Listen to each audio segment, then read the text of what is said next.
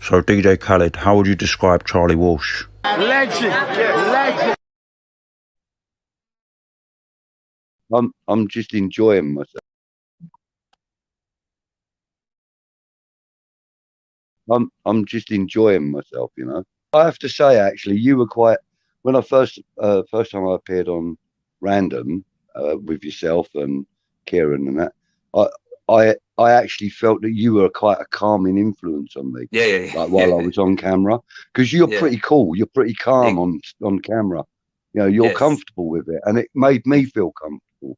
Yeah. You know, I'm glad to hear that, because that's what I try and. No, it's nice, and that's why I agreed to do this, because I'm comfortable with you, bro.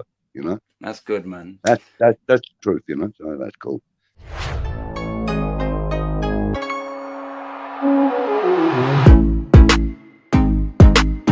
He knows that I mean that genuinely as well. So yeah, big up everybody that tunes into WeStHaMRaNdoM. Those people in there are, you know, it's obviously a small channel. They're very loyal. They get involved in the comments, and you know, it's WeStHaMRaNdoM is it is a random channel, but the interaction with the people watching is, for a channel so small, I'm not sure whether other channels have that type of interaction. So WeStHaMRaNdoM, yes, I'm part of WeStHaMRaNdoM, but I need to acknowledge the people that, you know, that tune in whenever Peach goes live, or, you know, whenever we go live. So big up the supporters of WeStHaMRaNdoM. I'm not going to name individuals because, you know, I'm going to miss someone out accidentally, and I don't want to do that. So big up everybody that is a supporter of WeStHaMRaNdoM. Went out of Swansea, and we're just chatting away, mate, and all of a sudden, all the fucking windows came through in the train. Right?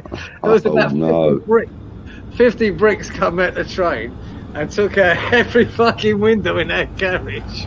Oh God! Like, fucking yeah, there was glass just flying everywhere. Oh man! These bricks coming through the window. I mean, what the fuck? So we were doing that.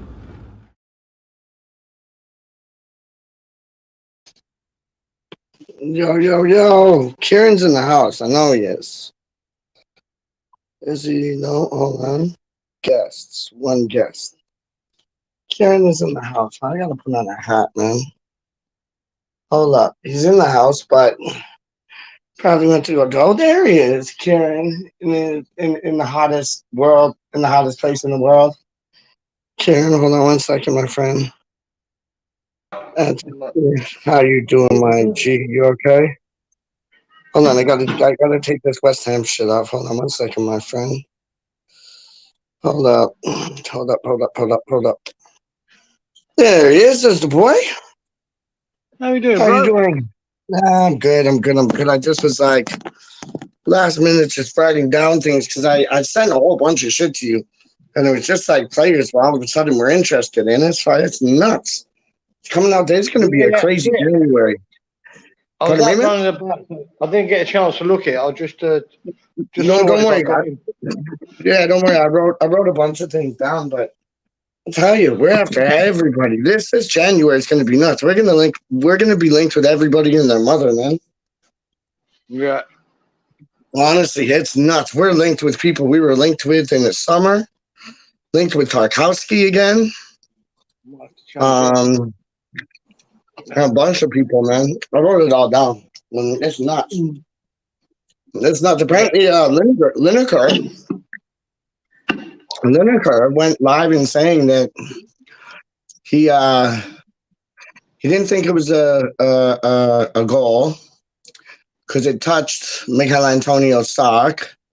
But then there's a whole bunch of people that came out and said, if that was Liverpool or Chelsea, that would have been given a goal. That would not have been disallowed. Yeah, I couldn't work out why it was disallowed myself, but listening to Casey and Duke was saying, no, if you really look at it in a technical aspect, it is offside. Yeah.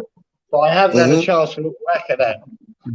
So, yeah, at the beginning, when I first saw it, I just couldn't work out why. It just didn't make much sense. That's ridiculous, man. But, like, you know what? You know what's going to happen? And this is what bugs me. You know what's going to happen, Karen? They're going to change that rule for, like, the second half of the season or next season. It's like we're always the ones that get stung. Like, remember when it hit Antonio's pinky or, like, Antonio's nail? And then he skinned past the man, scored a goal.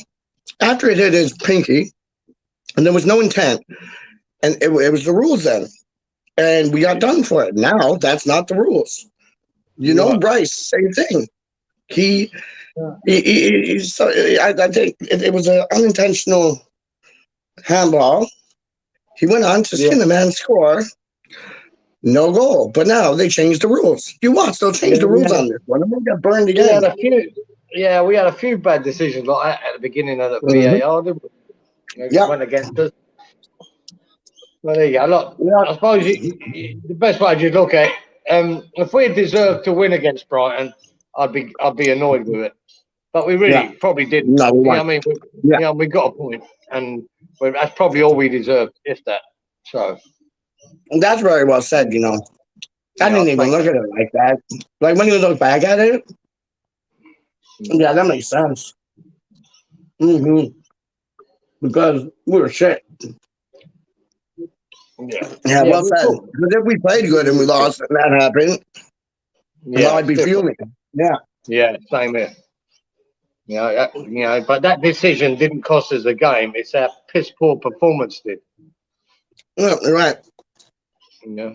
You're right. Yeah, it was a piss poor performance. It was absolutely shit.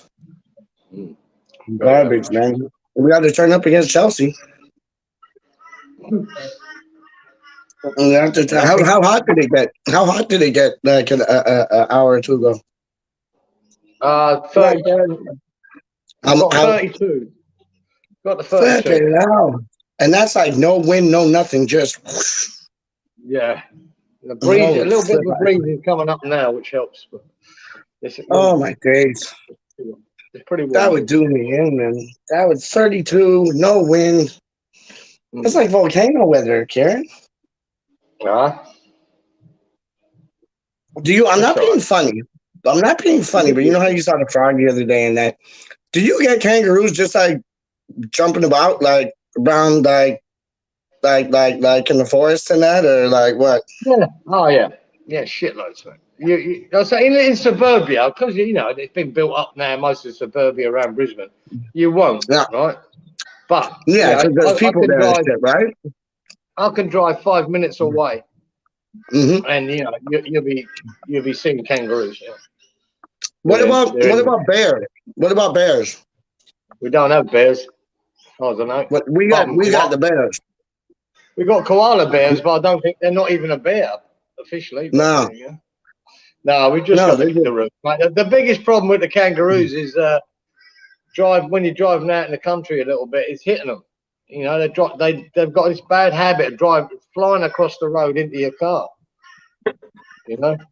So and they do a lot of damage, mate. If you hit one of them, That's like up here. Up here we got you go up north and you got the bears and you got the moose. And then Like Yeah, hitting that'd be around. like in a tank, wouldn't it?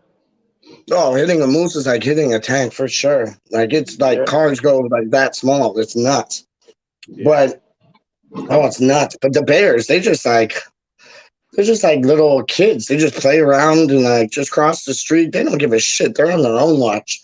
But the ones that are dangerous because they cause a lot of accidents are the little deers, man. Because like they'll hop across the road and they'll see your lights. Just look, they freeze. Bosh. I mean, they don't do your car damage, but it's just sad because little. Do you get deers where you are? I mean, there is deer in Australia, but not around where I am. But there is deer here. Probably more down south. Yeah. I don't think they're native to the country, but I'm sure they're here. They're right. The roos are very during the day. The roos don't do much. You don't see them much during the day because it's too hot for them. They just hide in the shade. But at dusk and dawn, dawn and dusk, right? That's when they're really lively. Yeah, that's the time. And so the nighttime they come. Yeah. They come out and play in the night then. They move about a lot more because it's so much cooler, right? It's too hot for them in the day. They don't move around that much. Yeah, it's understandable because they got all that fur on them and shit, don't they? Like, fuck me. Would you want to like move? What's that? You've got to be careful. If you're driving around that, dawn or dusk, that's when more chance of him jumping out in front of you on the road. Yeah. Start moving around a bit. You don't want that, man. You do not want that. I don't want that. I don't want that. No, I've only hit one. It was a work car too, so. Oh, that's like you guys want your own, man. And it's got a root bar on it anyway. It's got a big crash bar on the front, they call it a root bar here. Saved the car. I gotcha. Hold on 1 second, Rick. Oh shit! Hope everything goes good for Budgie today, man. Like at the hospital and that, man. Well, I'm sure we'll be fine, man. Yeah, me too. Me too. I hope he's all right. He's a trooper. I think he'll be fine. I think he'll be fine. Where does the thing go? So who's the first one? Hold on 1 second. Still eating that chicken that I got. Hold up.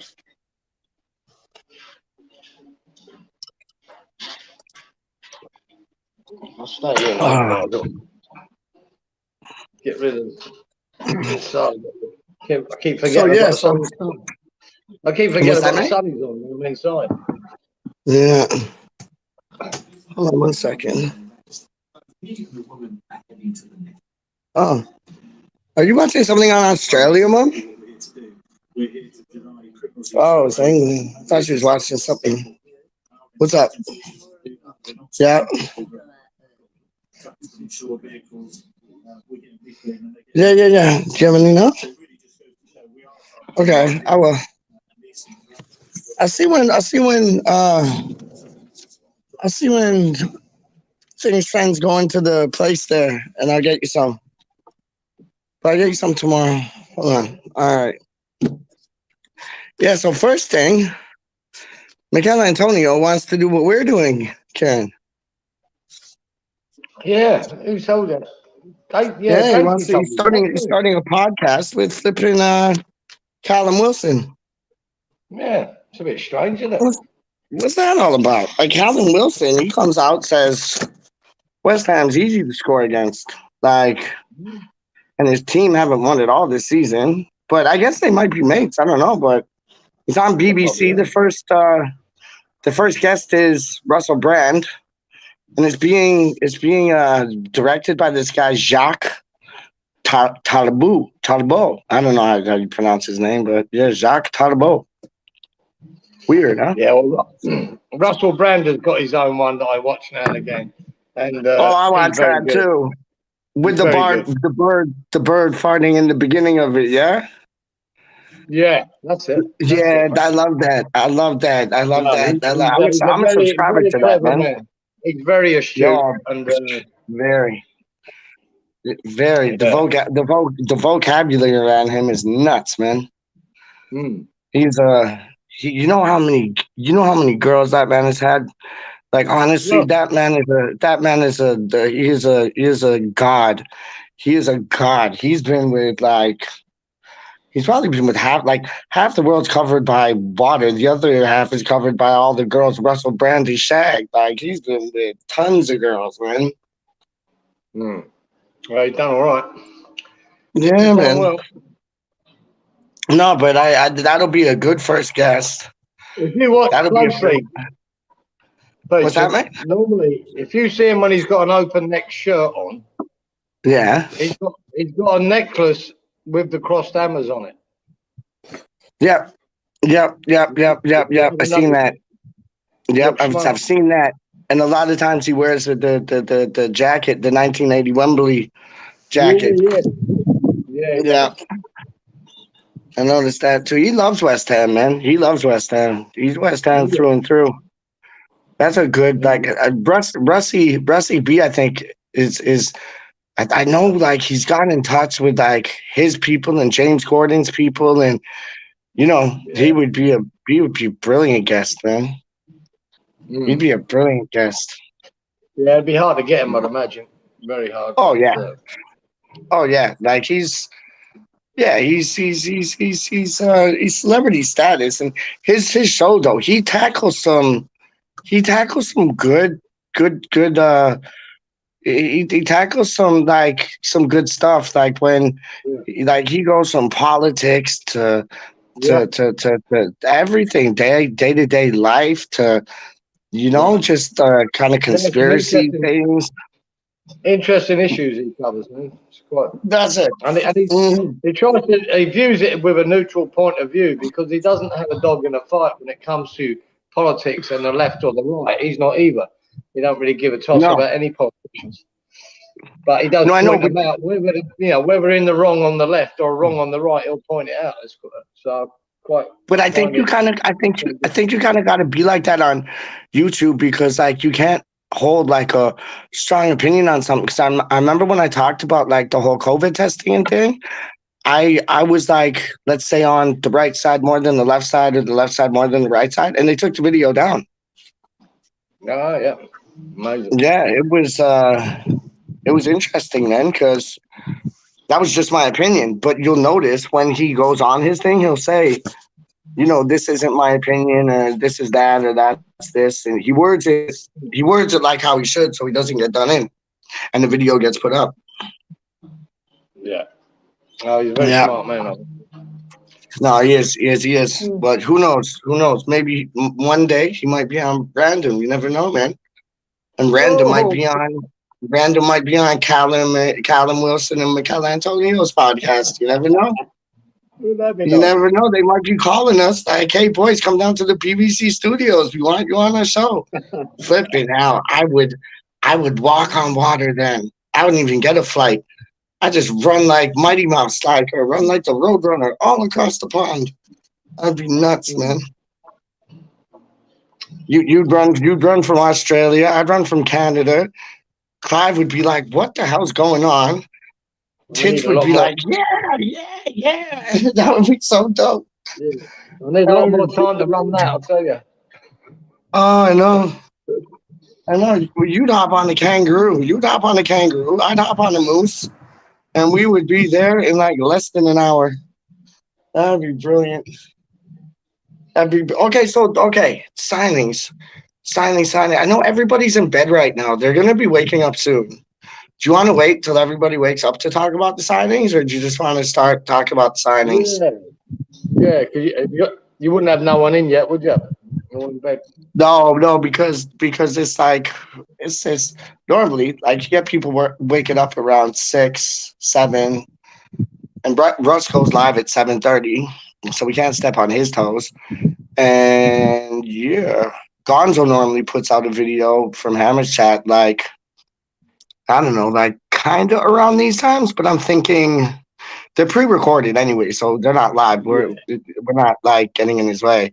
But yeah, he normally puts a video out like 4:30, 5 o'clock my time. So he's probably put one out already. Let me check. Hold on 1 second, because I'm subscribed to them. Hold on. No, it's pre-recorded. It doesn't really matter, does it? No, it doesn't matter at all, man. But hold on, let me just check. Let me check. Let me check. No, I don't. You got a headache, man? No, I just feel like a bit sort of tight in the neck and that, and it feels a bit stiff and tight. But you know what? No, but you know why? You know what, Karen? It's probably the work you were doing at Tin Can Bay, man. Yeah, more than likely, man. Yeah, I bet you.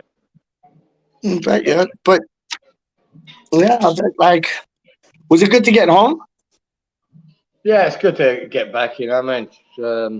I've only got to do one more stint there. I think I'll go up again next Tuesday, and then come back on the Thursday. That should be the last bit I need to do there. He keeps asking me back, the guy. I just wanted to help him out so he could push it on, because he's trying to move in there, move in on the mid-December. He wants to stay there for the Christmas and have it all sorted. So he keeps asking me back because he's running out of time to get stuff done. So I've just helped him out, hung all his doors and done all the locks and done all his skirting, done some work outside for him. And just help him. It looks good. You're pleased with it, man? It's all come up well. Done all his kitchen cupboards, and it's all come up good. He's delighted with it. You know? Yeah, he seems like a nice bloke, man. Jim, that's his name, isn't it? Yeah, Justin. Yeah. Justin, sorry, I know it started with a J. I'm fucking terrible with names. Yeah, Justin. He seems like a nice bloke, man. He was into the show we did the other night, man. That was wicked, man. Yeah. That was wicked. We got to get him to say, "Come on, you are." That was dope. That was wicked, man. He's what's he? He's a sign writer by trade. He's a what, man? A sign writer by trade. So what's that? They make up signs and paint signs and stuff like that. So. Oh, okay. Like what? Like road signs and shit, or like signs that go on businesses, or what? Advertisers, could be big advertising signs, massive ones and shit like that. Yeah, I don't know what's really involved, but yeah, he does all that. I'm not sure he's doing much at the moment. He's just trying to get this house built and finished. Tin Can Bay is a nice area. Yeah, it's one of them. Well, it's quiet-ish, sort of one of them coastal towns. It's even hard to call it a town. It's like a small village right on the coastline. You know, it's not as busy as all the other places. But it's lovely. It's got a marina there, you know, and it's always, I say, a lot of boaties like to go there and live there and stay there, because you just throw the boat into the water there and then off you go, you know. So a lot of boats. Like they go out fishing and all them things there, eh? You find a lot of what's up? Fishing and sailing, and I say you got Fraser Island, not far off the coast there, which is a beautiful, stunning island. It's a massive sand island, the biggest sand island in the world. So people like to go out there and visit it, and it's absolutely stunning. It's paradise. You find a lot of people, like, I know you said like it's a small village and people live there and stuff, but you find a lot of people go like vacation there, kind of like holiday there. Yeah, they do. Yeah. The only downside of like in Tin Can Bay, because of in the area, there's lots of mangroves and stuff like that, you know.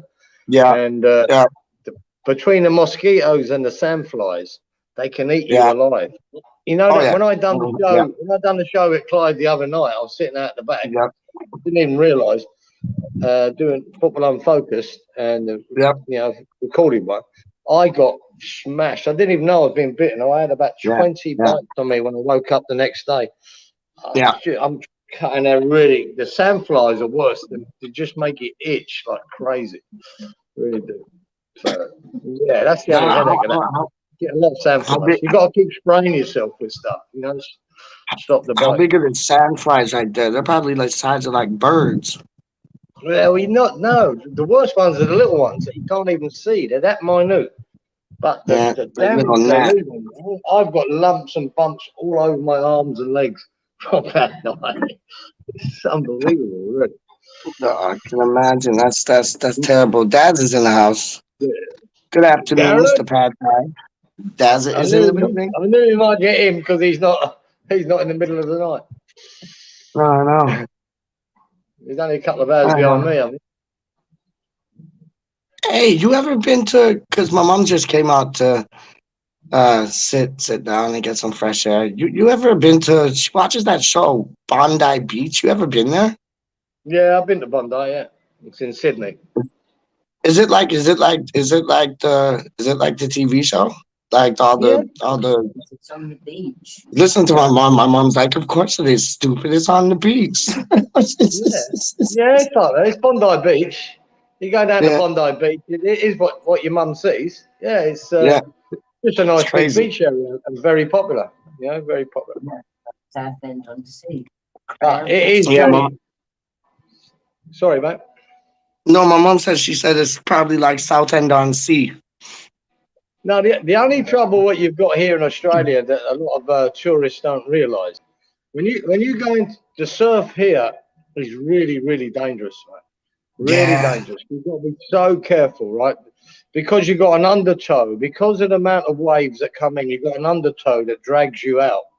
And when I first came to Australia in '87, the guy I teamed up working with, just ended up working with him. It's good God, we became good mates. He used to be he used to be one of them surf lifesavers. He used to volunteer for it every weekend. Okay. And when we used to go to the beach, he told me, "Look, Kieran, this isn't England, right? You can't just walk out in this water anywhere you like, and you'll be okay, because you won't, right?" I said, "It's dangerous, right? The surf is dangerous." So he said to me, "What you get is a rip in the water." And you go out there swimming, right? You might be 5 meters out, 10 meters out, and all of a sudden that rip and the undertow will take you out 40 meters. And then people panic because they don't think it, and then they fight against the rip, and then they get tired, and then they drown. So he told me how to survive if I ever get pulled out, how to survive and get back to the beach. So he told me how to do it. And lo and behold, about 3 months later, it did happen. I got sucked out to the ocean. I went out about, 50 meters. I went, Jesus Christ. And what his advice is, you don't swim back straight there. You swim along, come in, swim along, come in, swim along. Take your time. Swim along, come in, swim along, and get there eventually. Just pace yourself. Don't wear yourself out, which I did and got back. No, I was a fairly strong swimmer too, so I didn't panic at all. A lady drowned. Yeah, my mom was just saying, like, she didn't have the same advice that you were given. And when we were in Mexico, a lady drowned trying to fight the wave, like how you were saying, and like swim back. Do you know what I mean? Yeah, because you get tired, mate. The tourists there get tired. They panic, they get tired, because they're battling against it, and you're not going anywhere. You just try and make your way in easy. Just go along, come in, go along.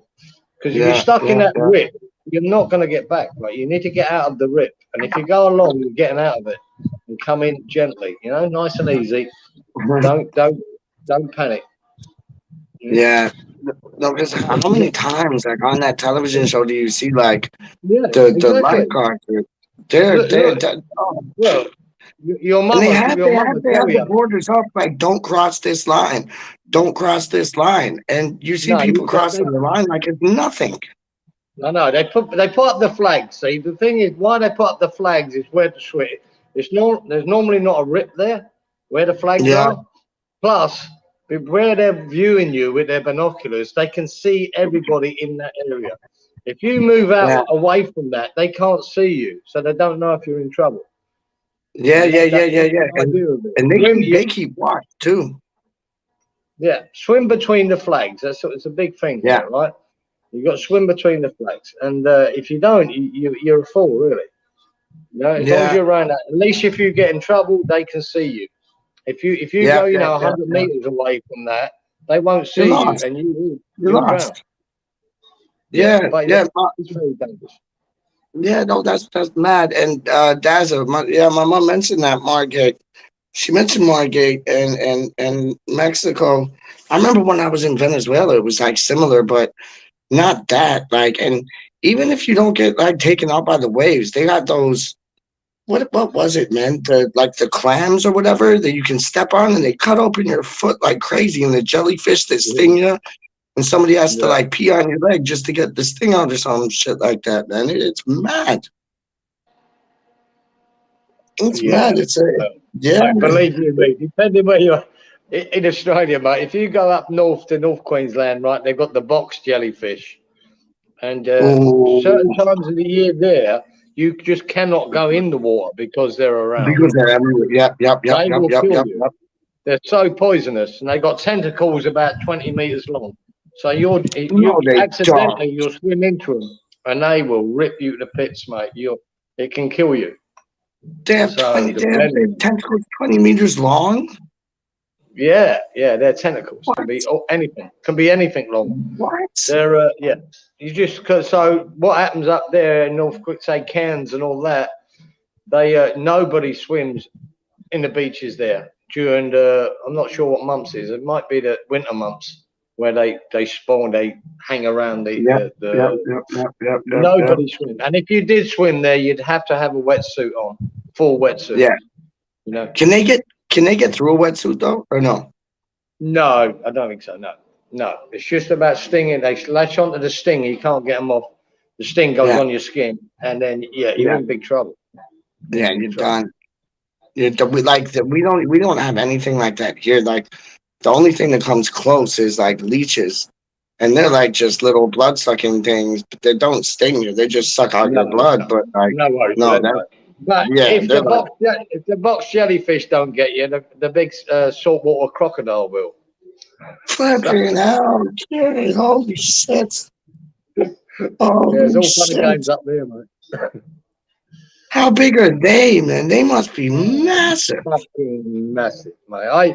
When I went up to Cairns, right, I worked up there for about 5 months, and then I've been a couple of more visits. But in is it Green Island? Yeah, we went over to Green Island, and they've actually got a captured croc there. I think it's one of the oldest and biggest crocs in the world. He's been there. Forget his name. Might be Charlie, they call him, or something like that. But my fucking God, I'm not joking. Massive. I reckon if I said 8 meters long, if I said over 20 foot long, that's what we're talking. Over 20 foot long and just huge. And you think, fuck, I wouldn't want to be in the water with that. 20 foot long? Yeah. 20 foot fucking hell.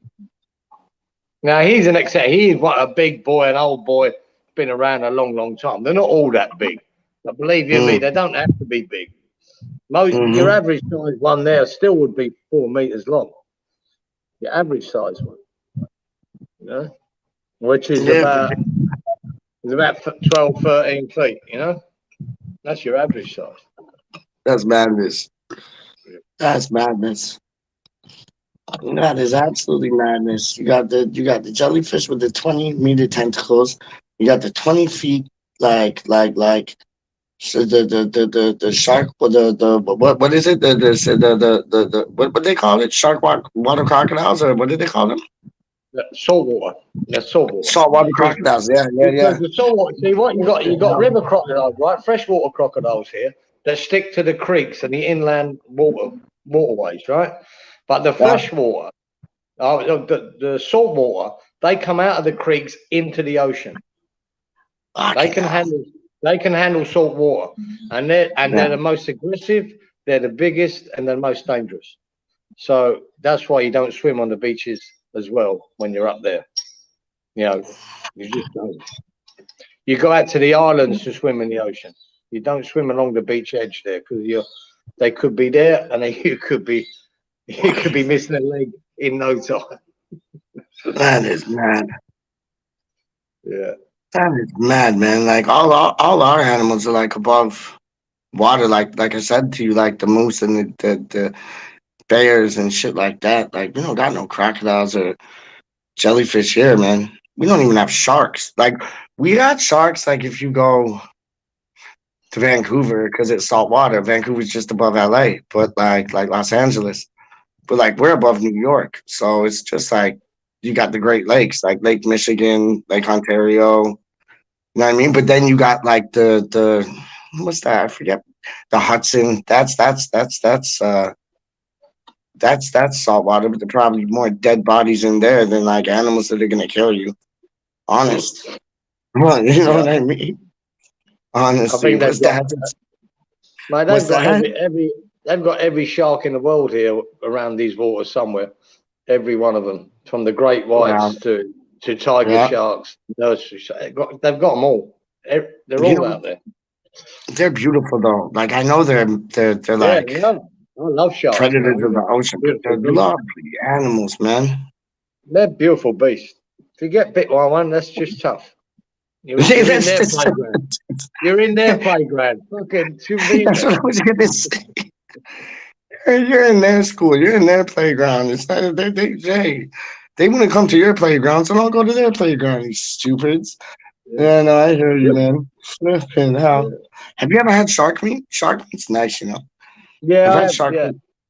Yeah, it's good, man. They call it flake here. Yeah, it's like steak. It's like steaky, isn't it? Like it's like a steak, like kingfish and shark meat. Sure. And Dad just had a fry up. But you had a fry. Yes. Oh, Arctic Zan. Where's he at? Whoa. Oh shit. Did you hear that? There was a truck driving, and I think the guy fell asleep in the truck. And he just like, wow. He just like went into the rails and like it was like boom, boom, boom, boom, boom, boom. Fuck, that woke him up. Stupid idiot. I want to do a tune with Arctic Sam for the 12-hour streaming thing, and I'm writing a chorus right now. Tell him if you can get a beat. Oh, there he is. What's up? I'm writing a chorus just now. It's live. Yeah. Trust me, it's live. If you can get a rhythm, let me know what's good, and then send me the rhythm. Do you have a BPM? Like just even a time? I've got a bunch of. I own like 400 beats now. I've been buying beat packs for the last few years, so I can just buy one that has a tempo. Roger, you pick the beat. Pick like some new school shit. Pick like what you're on. Pick what you do. I'll adapt. Yeah. I'm like a chameleon, man. So it's like pick what you do, and I'm putting a chorus together just now. And then I found a studio I can record at. So if you like, you pay for your recording, mixing, mastering, all them things? Yeah, well, I'm going in the studio on Monday for 8 hours. So I've got a big day. I'm going to try and get like 6 songs done by then. But I mean, if it's just a quick verse or something, I can do that on Monday if you fucking like. I can have a written. Okay, and then you know what to do? Send me the beat with your verse on it, and then I'll record it here, and then we'll talk. Like if you get better rates for mixing and mastering, if I get better rates for mixing and mastering, we'll have like you have a good engineer who does your mixing and mastering. Yeah. My guy, you're in Canada, right? Yeah, man. Yeah. Do you know who Mercules is? Yep. He's from, funnily enough, he's from Vancouver. Me and your dad were just talking about Vancouver things. Yeah, man. Yeah, well, my guy actually mixes and masters for him from Australia. Dope. Nice, man. This guy mixes and masters for some like Toronto cats that just doing their thing. He's good. Yeah. He's good. He's good. But if you trust your guy, we'll go with your guy, man. And whatever we got to put down, we'll put down to get it done. He's not ridiculously expensive. Like he's good, but like he's what's 130 Australian in Canada? I don't know. What currency you guys use in Canada? Yeah, dollar. Canadian dollar. I don't know what the exchange rate is, but it's 100 for one song because what he does, it's $130, which is pretty pricey in that, but he sends it to you. If you send him something and says, I want this change, it doesn't sound right, he'll just redo it. You know what I mean? Like he don't just, expect you pay him that money. He'll keep fiddling with a track until it sounds right. Yeah. Okay, because what I'll do is I'm gonna go to the studio probably. You do it on Monday. I might try to go to the studio like tomorrow or like on Saturday or Sunday, and I'll find out this guy's prices because like he just moved studios, so I'll Yeah. find the guy's prices and we'll see what's better. We'll see what's better, man. And I'm gonna hear some of his shit to make sure like it's because I heard some of it. I'll send you the he has a website and he has some shit on the website that he's done some hip hop things. And I'll let you hear it, man. Well, you can hear it yourself. Like I'll send your dad the link to his website. And on the front page of his website he has a few songs he's done. He doesn't have any rates on his thing though, but I've done business with the guy before, so he owes me something. So like we might get something for cheap still, but I'll get the rates, send them to you. You send me your boys' rates, and we'll like we'll go with the best deal, man. But yeah, you record your thing. You better write down what you want to do. Yeah, it's also, Also, I need stimulus. Like, what am I? Is it just a West Ham track or what? Yeah. So no, we'll talk about that. We'll talk about that. What I'll do is I'll call your father up on WhatsApp, like tomorrow or something. You're recording your 6 tracks tomorrow? No, I'm doing it on Monday. So I've actually got a gig tomorrow night, so I don't know if I'll be in tomorrow afternoon. Okay. I gotta hold you on Saturday then. Like in the day. You're gonna be around in the day on Saturday? Yeah, Sunday. It's Saturday tomorrow. Yeah. Oh, Sunday. Yeah, right. I forget. I forget. Shit in hell. Yeah. Okay. I gotta hold you on Sunday, and yeah, man. We'll talk about 2 things, and yeah, man. Then we can put something down. Sweet. Because I'll just need it relatively. I can't have it too late on Sunday because I've got to write it on Sunday, and then I'll be doing it in the studio on Monday. Yeah. I'll call you. Early would be. Hold on. Early would be like what? Like hold on. Like 10. No, hold on. No, hold on. But it's in the evening for you, son. About 6 o'clock or something like that. That's what I'm thinking. Yeah, because 6:30, 7:30, 8:30, 9:30. Yeah. Okay. Yeah, around 5:30, 6:30, 7:30. I get a hold of you, and then we'll use one of your beats, and then I got a chorus that I'm thinking of, but you can like mess with it too. We'll mess with that, and then we'll put 2 things down. It's just gonna be like you got a chorus done. I don't mind. Like we can use your stuff. I just need to be able to put it to a BPM. As long as I've got a tempo, which I'll be able to read after hearing you do it, we'll be sweet. The rest of the track's practically done. Well, no, that's what. But I'm saying you take the lead. Pick the beat. And then, me and you will, because you can play me some 2 things on the phone. We'll pick the beat. You can record your thing to the beat. Send it to me. I'll record my thing to your beat. And then, we'll take it from there, man. Sweet. All right. Because if you wanted to wait a bit longer, what I can do is I can actually, if I wanted, like if I could, I can't really afford it at the moment, but maybe for like next year or something, I can actually sample "I'm Forever Blowing Bubbles," make a whole beat out of it. And then I got a "I'm Forever Blowing Bubbles" beat already. Oh, wicked! Yeah, I got one. We could run that too. We could run that too. There's chanting in the background, but I'll send it to your dad tonight. You can listen to it, man. And if you want to run over that, we can run over it still. All right. Yeah, we'll figure that out. Yeah, you just sort it out with my number, and I'll have a look at it. Yeah, because it has the man them singing like "I'm Forever Blowing Bubbles," but he manipulated it a bit, and it's like it's a different version of the original. It's dope. Trust me. Yeah, I'll send you that. Good idea. See, thinking already. Good idea. Yeah, man. I'll send you them things still, man, and then we'll put 2 things down, and then you can record that. I can record that. We'll get it mixed for the most reasonable price if it's my ends or your ends, and then the boys them can play it at the 12-yard streaming thing, maybe once, twice, 3 times. And yeah, man, trust me, we put that down. Also, by the way, Peach, you just let Titch know. I sorted out all those copyright things. So if you wanted to play my music on his channel or any channel, it's all good. I sorted out. It took me an hour or so last night, but yeah, I got it all done. Oh, that's a good look. He'll love that, man.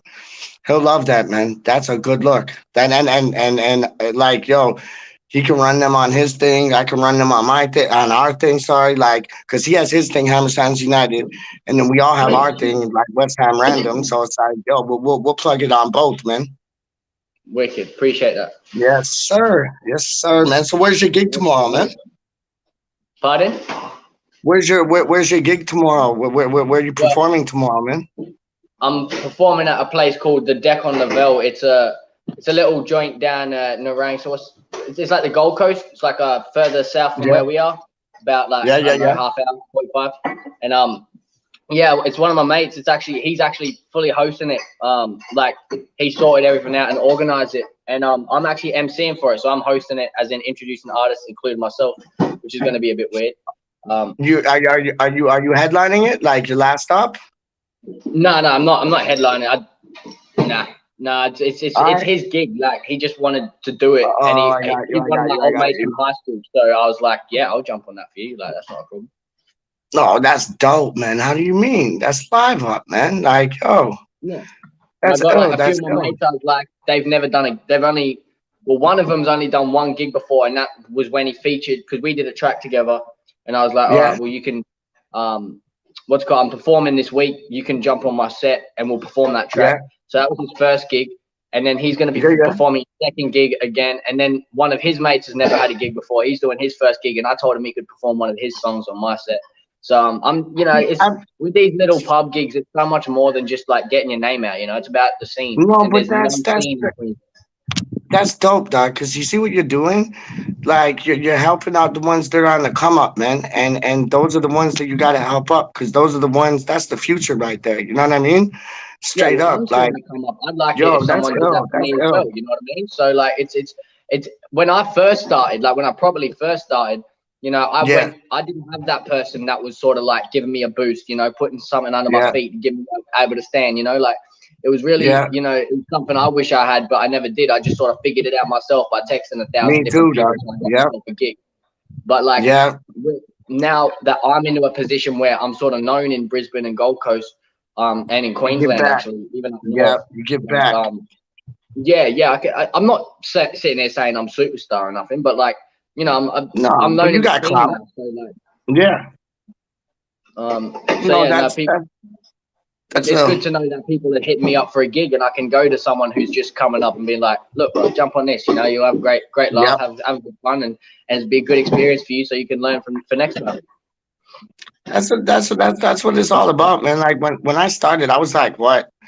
I was like, hold on, what? Like I was like 13, 14, so I couldn't drive nothing. I used to ride my bike to this all ages club because like I was not at the age to go where they sell alcohol and thing.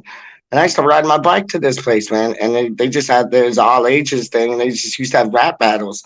And I went there like every week. Sometimes I win, sometimes I lose, but I just went there every week, just like knocking bars out of the park, man. And you know, that's what built me as an MC, man. And you got to do them things. And nobody gave it to me, like on a plate or nothing. Like I had to bicycle like 15, 20 minutes away just to get to this club and like split two things, you know. By the end of that, it was one summer. And by the end of the summer, everybody knew me, dog. And it was like, then it just kind of like same thing that happened to you happened to me. People are like, yo, let's have a laugh, jump on the track, day.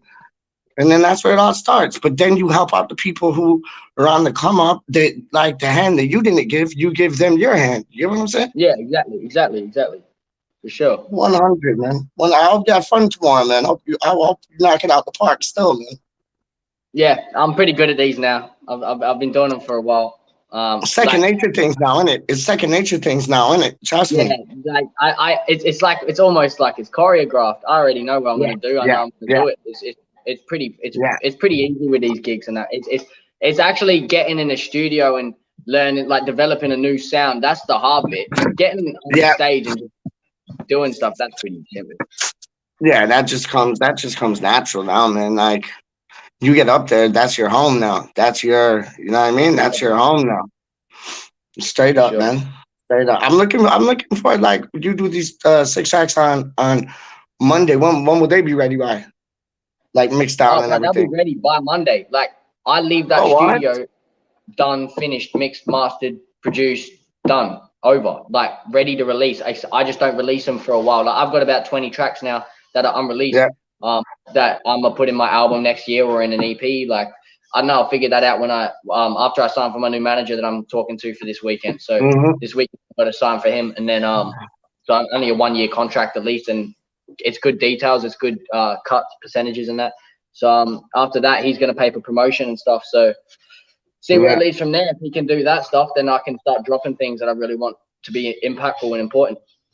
Yeah, no, that sounds solid, man. That sounds solid. You need help. You need help from like management side. Just always remember, if you ain't making no dollars, they're taking 15% of what you ain't making. So it's like that's why you got to be at your career has to be at the right moment where you're starting to make a bit of dosh. So it's like there's a reason to have a manager, and it seems like you're in that position right now where you're getting a bit of dosh. So it's like there's a reason for you to have a manager just now. You know what I'm saying? And like as long as you got your percentage right, you're good. Yeah, like, man. I ain't monetizing anything yet, but like that's the whole point. Like he there's a guy in UK I might have heard Gigs, like he's been in talks with guys that might like that have been signed with him. So like it's like he knows the people to talk to get you there. So that's enough for me for 1 year to progress, and then I'll figure the rest out on my own, or I stay with him. You know, I'll figure that out in a year. You know, I can give up 1 year. And he does my music videos too. Yeah. What? He does my music. He's actually a videographer. That's what he really is. And then he's doing this managing thing on the side because he knows enough people to do that now. So he's actually going to do 1 music video a month for me for the next. So I get 12 music videos for the next year. Like that's pretty big considering they're like $1,000 Australian for me to get them done from anyone here. So it's pretty massive. And you know what? It's like sometimes those are the better people that you want managing you, because sometimes managers that are managers, they kind of have like people that like them and people that don't like them. You get a videographer, he's giving a service to all these artists. So there's not too much of that dislike. You know what I mean? There's more of that like. So it's like, no, that's good that he's a videographer doing it on the side because he knows the connects. And that's what it's all about. I don't give a shit when nobody tells me. It's all about the connects, dog. So yeah, it's not about what you know. It's about who that's a good look. I rate myself as one of the best in Queensland when it comes to this rapping, and I've proven it against some of the best as well. Like, but that doesn't mean like that doesn't mean I'm biggest. No way, I'm not even close. Yeah. You know what I mean? Yeah. Yo, you know what? Words of advice, dog. These are words of advice. Always be the student. Don't ever be the master, dog. Always be the student because you'll learn more than the master does. Straight up. 100. No, I'm always like that. Except for when it comes to these gigs, because I honestly think I'm one of the best, and I always give advice to the other people because everyone just but I'll always keep striving for better. Like always keep striving for better and own it like a master, but like be a student at the same time. Like try new shit. Because it was that new shit that you tried that made it seem like second nature to you. When you try new shit and you go out of your comfort zone, that's when you get even doper. That's when you get even better. That's when you get different reactions and people go from like, what to like, what? You know what I mean? Trust me. You wait for these new releases, bro. They are so out of the comfort zone. So funny. Like, I'm these excited, new tracks, like, they're completely different to what I've been doing. But anyway, I'm going to hand you back to my father. I got to head off. I got to get my set list done actually for tomorrow. So do your thing, dog. Do your thing, man. One thing, do though before he does disappear. Now, whatever you're organising, you two sort it. I don't want to be going, where is he? What's he doing? I don't know. Is he done this? Sort it out between you. Don't want to be in the middle and fucking earache. All right? We'll do. Good? Yeah, we'll do. I'll do something. I'll send it to him on Monday. You've got it sorted. Is Arctic Sand on WhatsApp? Yeah, bro. Yeah. Okay, get my info and then me and you can talk. Trust me. Yeah, done. Okay, wicked. See, you don't have to be the middleman, Kieran. Trust me. Me and your boy will sort 2 things out. If he says he's going to do something, I want him to do it, and whatever you do, organise. Oh, it's going to be live. It's going to be live. It's gonna be live, and we're gonna name the track West Ham Random, or we might just name it Random. Yeah. It's gonna be live. It's gonna be live. Random, trust me. Random beats. Random beats. Random with Arctic Sand and Peach. Trust me, it's gonna be dope. Hey, I'm looking forward to it. I'm looking forward to it, man. You know what? He has a good attitude. He has a good attitude. His head's on right, man. Straight up. Like, you meet a lot of these people here. Like, I've met a lot of MCs, like rappers and that, like, here, and I've worked with a lot of them. And they're ahead of themselves. They're stars before they even set shot in the sky. And no, your boy's head is on right. Trust me. I know. Right. Oh, well. It's like he's level-headed, balanced. You know what I mean? Like, he's yeah, and he's not a flash. He's not a flash bugger. He's yeah. No, he's balanced. He's good. All right. He's good. What's Daz is saying? Daz is saying, fly the random flag, Junior. Yes, he will. Trust me. I'm gonna fly the random flag too, Dazza. What are you doing with? We're not gonna fly the random flag. We'll get Kieran and Clive to fly the random flag when we're spinning our bars. That's what we're gonna do. That's what we're gonna do. Yes, sir. Yes, sir. And before, you know how I was saying before, I was like, oh, you know, it's whatchamacallit, it's like 5, 6 in the morning UK time, and Russ comes on at 7. Russ doesn't come on at 7. Russ comes on at 7 o'clock my time, because he comes on at noon. So I got all that mixed up. Yeah, Russ comes on like 12 o'clock UK time, but he comes on 7 o'clock in the morning my time. So I was getting it all mixed up. 10 o'clock in the night for me. Oh, I know. I know. Has to be. Does he? I'm not sure he does it on. Does he do it on Saturdays? No, but whatchamacallit, today, here it's Thursday. I mean Friday. Here it's Friday. Of course it is. I'm sorry, it is Friday. Isn't it? It's weird. That happened to me the other day. It was weird. It was like. No, it was weird. Yesterday was messed up. I thought yesterday was. Yeah, I thought yesterday was Thursday. Had it in my head it was Saturday for a minute. No, I know, and I thought yesterday was Thursday, and like it was Wednesday, and then today I thought was Tuesday. Oh, it's messed up. It's messed up. Like, I don't know. The world's weird. It's weird. But when I was talking to you guys, go on. Just when Russie B had his quiz thing, I told Clive. Yeah. When he had his quiz, I just popped in as I always do to him and say, "Good day, Russ. How are you?" Yep. And he said, "Oh, Kieran, yeah, all good, mate." He said, "Yeah, one of the random boys really enjoying football unfocused. Big up to Peach and the random boys." Yeah, I love it. Oh, that's very nice of Russie B. So, whether he's actually seen Unfocused or you just told him about it, I don't know. No. I know he's probably, he checks out a lot of stuff. Russie does, you know. He checks out a lot of stuff. Like, I know he does his own thing, but I know he checks out a lot of channels. I know that for a fact. And he doesn't always comment in the channels, but he checks out a lot of channels. He loves it. Like, he's a true fan. He's a true supporter. Like, yeah, he loves the shows, man. He absolutely loves the shows, man. And he has time for our shows, which is amazing, man. Oh, lovely. Good for him. Yeah. Oh, it's a good look. It's a good look, man. He's a good person, and yeah, Russie B. Genuine. Yeah, so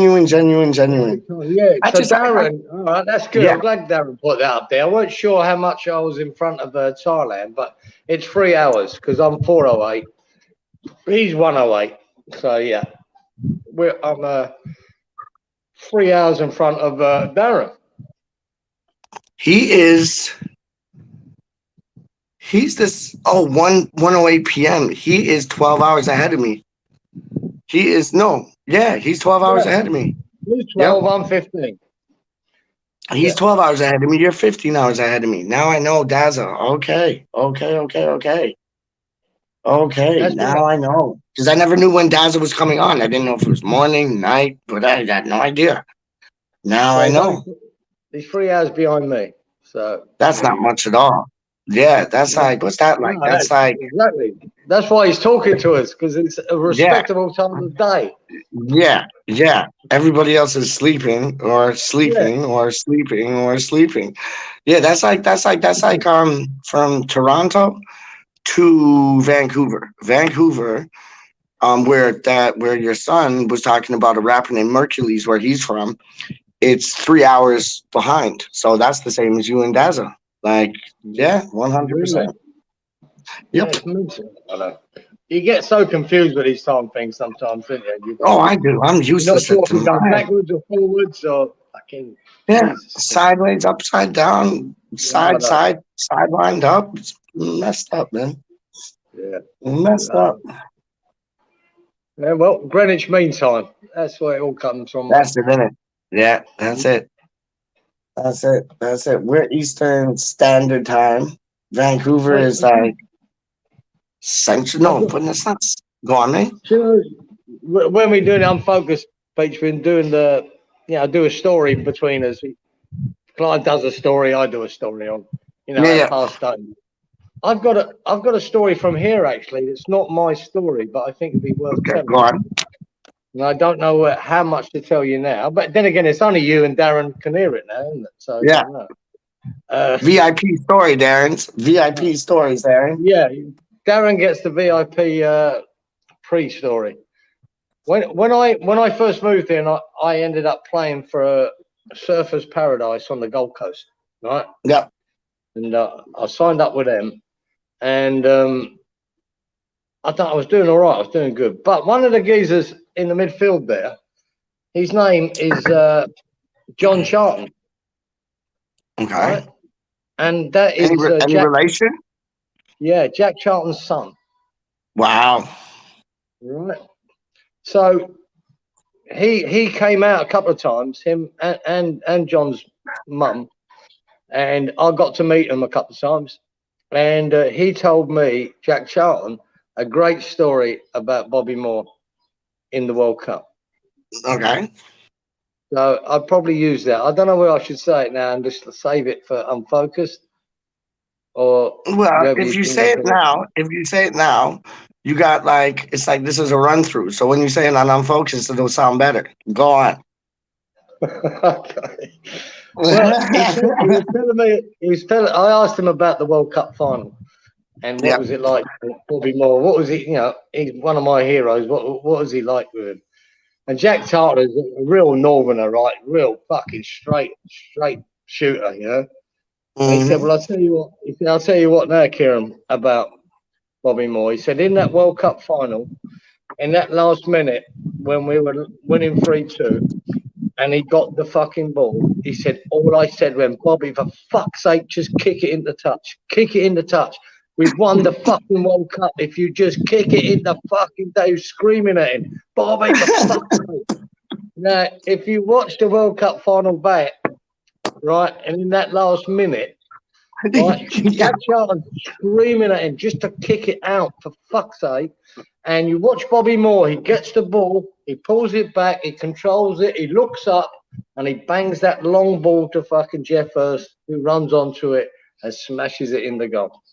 He said that was Bobby Moore. I was fucking panicking. He didn't have a hair out of place. He was not. He just calm as you like and just pinged that ball. And next thing it's 4-2. Like you had Jackie Charlton there, just like petrified in a sense, like just kick it into touch. Like I would have been the same. I would have been saying the same. Kick it away, you fucking idiot. Well, that's what he was basically telling him.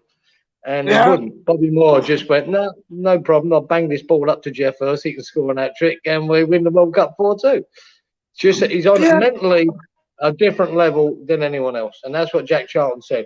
He just didn't get ruffled. He read the game better than anyone else. That proves it right there. That proves it right there. And you said everything I hear, like from my father, and that he never had a hair out of place. He wasn't the fastest, but he was always in the right space. And you can see him, like when you said that story just there, Kieran, I can see him getting the ball and just like kind of grinning. You know, like knowing that Jackie Charlton wants him to kick it into touch. You know, just kind of grinning and being like, no, I'm gonna target Hursty and I'm gonna let him go. And one thing I heard is that World Cup changed Jeff Hurst. Like apparently he went there like a donkey, but came back like a flipping like a player rediscovered. I mean, yeah, he had a fantastic World Cup, and it was more by luck than anything because Jimmy Greaves got injured, and Jimmy Greaves would have been the first pick centre forward, but he got injured. And I think Greaves was actually fit for that final, and Alf Ramsey decided to stick with Jeff Hurst because he'd done so well.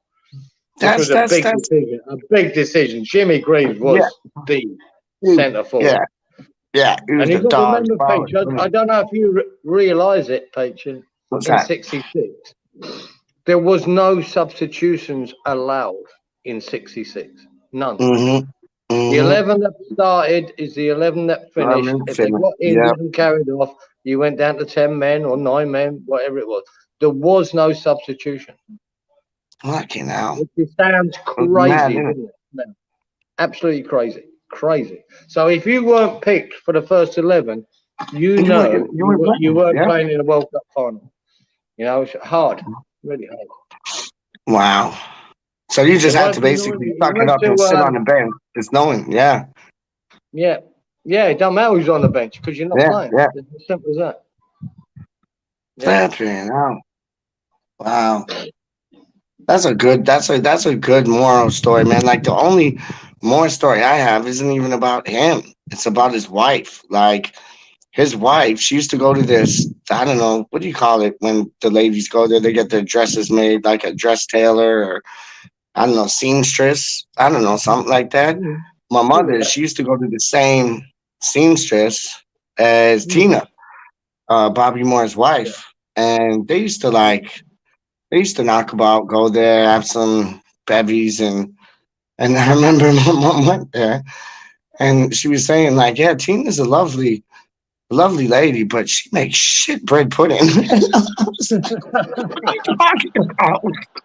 What are you doing? She's like, every time she comes to the seamstress and the dressmaker, she brings this bread pudding. She's like, me and your nan had to put the bread pudding in like serviettes and napkins, put it in their purse because it was that flipping disgusting. Martina. She was a nice looking lady, wasn't she? Oh yeah. Yeah, on the remake, we had a remake here, and it was I forget who played Bobby Moore, but the girl that played Tina was Michelle Keegan, she's dynamite. And yeah, apparently Tina was a looker, wasn't she? Yeah, she was nice, lovely looking. Yeah, but she's Swedish or Danish or something, isn't she? Yeah, because she had blonde hair, didn't she? Did she have blonde hair? She was a Swede. I think she was Swedish. Yeah. Gorgeous, blonde, blue-eyed thing. Lovely. Very pleasant to look at. Very nice. Yeah. Because like Michelle Keegan, she's a brunette, but they just dyed her hair, made her look like her, as you do. Yeah. Madness. But yeah, I was thinking of telling that story, and not one of my own. Oh, you should do. You should do. One of Jack Charles. Yeah, you should do, man. Right, Darren's not allowed to tell anyone. No. Mum's the word. Mum's the word, man. So it is. Hold on. What time? 1 to 1, 2, 3, 4. It's 4 o'clock in the afternoon where you are now. Yeah. 20 past. You're right. Yeah. 20 past. What time? 20 past 6 in the UK. Yep. What time do you eat dinner there? Usually between 6 and 7. Sometimes if it's that hot, I leave it later, because it's so hot. Yeah, I don't blame you. Cool down a bit before you eat. Might not eat till 8 o'clock when it gets hot. Daz enjoyed the story. Karen. Cheers, Darren. Yeah, well, it's Jack Charlton. It was Jack Charlton who sadly passed away last year, didn't it? Yep. And Charlo, because Charlo, his boy John, right? His name, we called him Charlo, right? Yeah, he was a good lad. I used to have some good nights out with him, man. We used to have a laugh. He was a good boy. Let's have a good I could. And what was the team called again? The Aussie team? It was Surfers Paradise Apollo, right? So that was just a league team or a semi-pro team? Yeah, we had a fucking good team, mate, a really good side. I mean, I was playing. Like, I'd never played that standard before, to be honest, Pete. Because like back in the UK, if you wanted to play to a higher standard, you've always played Saturdays, right? I never played Saturdays because I wanted to go and watch West Ham and travel all over the country watching West Ham. So I only played Sunday football. I never progressed. But here, when I got here, I played with ex-professionals, mostly semi-pros, and I played against about half a dozen international players for Fiji and New Zealand, and in the South Pacific internationals. So it was a good standard. It was a high standard, higher than I've ever played before. So it was tough. It was tough, but I enjoyed it. I learned a lot. I played pretty well for him. Yeah, I done a lot. I upped my game. Yeah. And you know what's funny? It's like my like I told you last night. My dad had a cup of tea with Tottenham and that, and Dagenham were after him.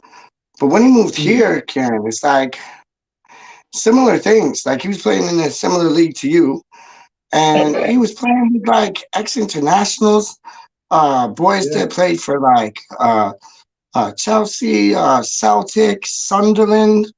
Like it was mad. They all got the expats kind of moved over to Canada, and they kind of all found one another. Started playing in this league for this one team, and my dad I'll never forget this. We were just on. Excuse me. We were on a walkabout, and he seen these boys playing football, and they start talking. After the football match, like they got beers in their boot, and just like just start having a bevy and having a talk. And next thing, he's playing with them week in, week out, and it was like a semi-pro league. And he only found them from like me. I was like, he was probably pushing me in the pram, like I was that young, and it was. If that, like, maybe I was riding my bike at the time. I don't know. But it was nuts. It was just being in the right place at the right time. You found these lot of boys playing, and they were all expats, like every single one of them. And it's nuts, man. Nuts. No, I was lucky. I started well. That's what I'm saying. So was my box. Yeah. I'll tell you what, Paige, the first time I played for, I was going to training with them for 3 months. But I used to do a lot. I used to do swimming back then. Before I'd go to work, I'd go and do 20 laps for a swimming pool.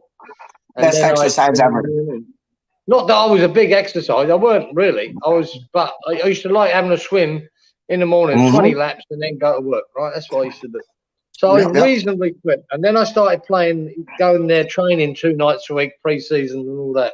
Yeah. And then the first game started, right? Now, remember, I've only played football with them in night time. And it was a Saturday at 3 o'clock. Even though it's our winter, it was something like 22 degrees, right? In the middle of winter. Whoa. Yeah. And in that first half, I nearly fucking died, mate. I nearly died. Yeah. Fucking heat. The heat nearly killed me. The hardness of the pitch nearly killed me. I'd have a shower at half time, my head under the water. Just, oh my God, this is different conditions that I'm used to. It's just really tough. Really tough. That's what I don't know. I don't know how these players are going to deal with playing in Qatar. I don't know, because it's going to be hot and shit there. I know that team. Darren played with Nagoya Grampus 8 in Japan. Fucking hell, that's a serious standard, I'll tell you that now. Very good. Good kills, Darren. I secured my place in the team, right? I played a few games. I was doing well because we had two teams basically. You know, like they had two squads. So to get into the first team, you had to be on your game. But this big rival we had here called Southport, they just signed a guy from New Zealand who was a New Zealand international at the time. He was playing for New Zealand at the time. And I think, what was his name? Hardy? No, I forget his name. Anyway, so his first game was against us. So our coach said, look, Kieran, because he knew I could tackle a barn door. I'd tackle anything. He said, I want you. He took me out of right back and he said, right, I want you to follow him all over the pitch.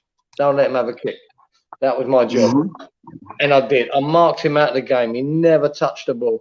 I took him out every fucking time. Took the ball off him. I didn't really hurt him that much. I kicked him around a bit. Yeah, but I never. To be fair to him, it was his first game, right? Over, you know what I mean? Just settling him.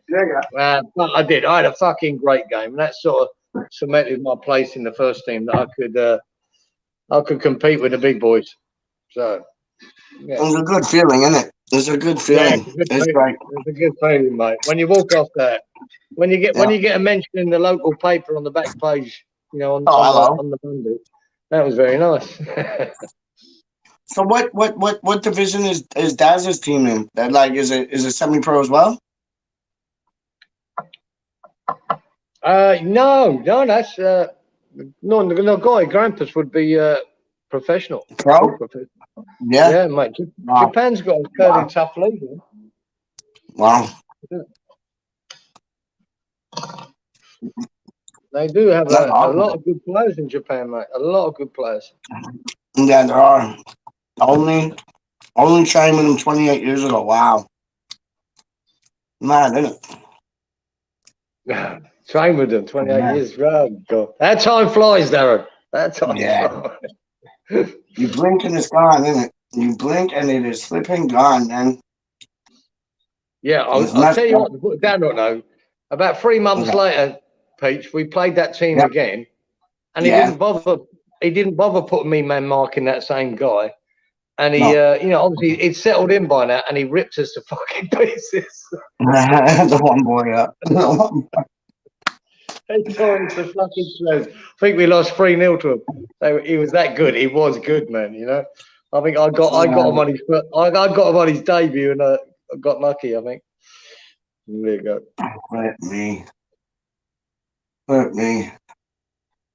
And that's what I remember. My father's friend, what was his name, Tony Harris. They said because he used to manage some some good teams in London. And I remember him telling me, if you're playing like a Cresswell role or like a Suchek role, the first time the winger comes down the pitch, just smack him as hard as you can, like with your knee, with your boot, with your whatever, just to make him think twice about coming down that side again. And it sounded like you kind of did that, as well as taking the ball off of him, like as many times as you did. Like, yeah, you need to let them know you're there, kind of thing. You know what I mean? I was there in the first 2 minutes. What's that, man?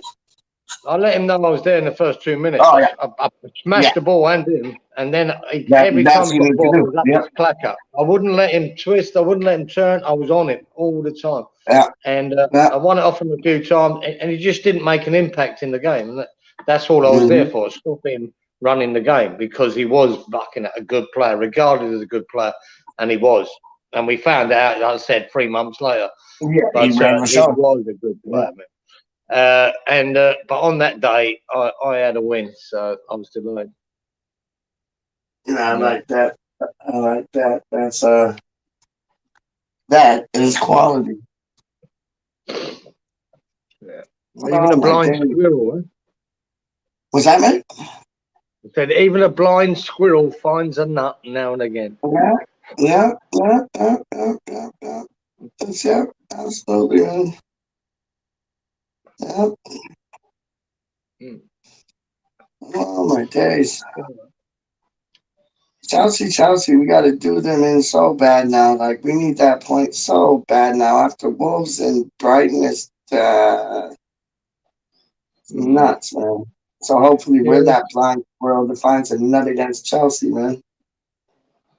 Yeah, Chelsea's a hard ask, mate. It's a hard ask. No, I know it is. That's why that's why Wolves and Brighton are so much more disappointing. But we always do. I know, but we always do it. We lose against them, and then we'll go to Chelsea and we'll beat them or get a draw. Like, it's nuts. Well, we want to hope we do this time, because I think Wolves and Brighton were 6 points in the making. We should have been looking at 6 points, and we got one. So now, you know, we should have been looking for that. Well, obviously we weren't looking for that, but we should have been looking at the worst. To me, at the worst, we should have took 4 points out of them two teams.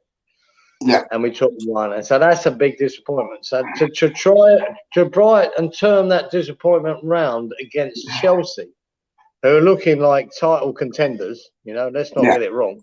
They are title contenders. It's a tough ask. It's a tough ask, man. They got so much on the bench. They got so much going for them. But I always feel like when we play Chelsea that we can always get a result against them. That's all right. I don't know what it is, man. They never scare me as much as, say, you know, Man City. You never broken Man Cities, I always think we can do something against Chelsea. But we've got to up the fucking performance from Wolves and Brighton, guys. You know what I mean? We've got to. Yeah. That's why, you know, I said earlier, I think we've got to switch it. We've got to change it about just to fucking give them something to think about, if nothing else. Even if it don't work, I'd rather give them something to think about. Yeah. We'll see. Yeah. The only thing that we can kind of be thankful for is, like, most of the results, if not all of them, went our way. But if we got the 4 points that you were talking about, Kieran, not only would those results go our way, we would have been starting to show a little gap, and we missed out on that. Yeah. See, like the person I mentioned the other day, this is our highest points total since at this time of the season since 2005. Yeah. You know, 24 points. When you think about Wolves and Brighton, and Brentford to lose in the last minute and not get a point against Man United, it could have been so much better. No, I know. So we could have had at least another 6 points on the board, at least another 6 points on the board, and we didn't. So that's disappointing. But if you look at you want to look at the positives, well, this is the best start we've had for 15, 16 years.